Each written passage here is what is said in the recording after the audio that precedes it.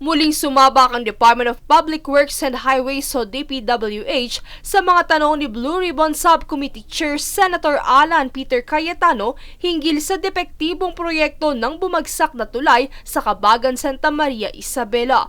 Sa pagbabahagi ng resulta ng naging investigasyon ng binuo nilang Special Committee, severe overloading ang pinakadahilan sa pagbagsak ng naturang tulay at nakadagdag lamang umano ang design sa pag-collapse nito. Bukod dito, isiniwalat din ni DPWH Engineer Felipe Lingan na umpisa pa lang ng konstruksyon ay nakitaan na ito ng bitak o depekto kung saan sinita ng senador ang consultant na sumuri sa tulay at giniit na kaya sila kinuha ay para maisaayos ang mga depekto na nakita noon pa.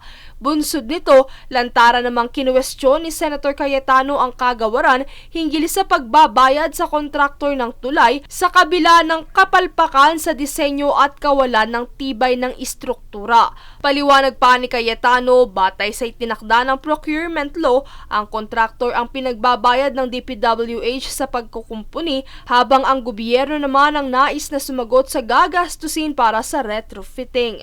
Sa pagpapatuloy na pahayag ni Cayetano, kung pumalpak man ang pagkakagawa ng tulay, hindi nakargo pa ng gobyerno ang gasto sa pagkukumpuni at kontraktor na ang may pananagutan dito. Gayunpaman, ikinatuwa naman ng senador ang pagiging transparent ng kagawaran sa lahat ng mga nagastos nito sa retrofitting.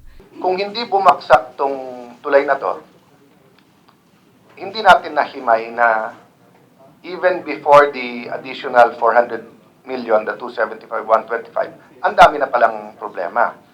Kanyang binigyang diin ang kahalagahan ng transparency sa naturang paksa dahil may direktang epekto ito sa kaligtasan ng publiko.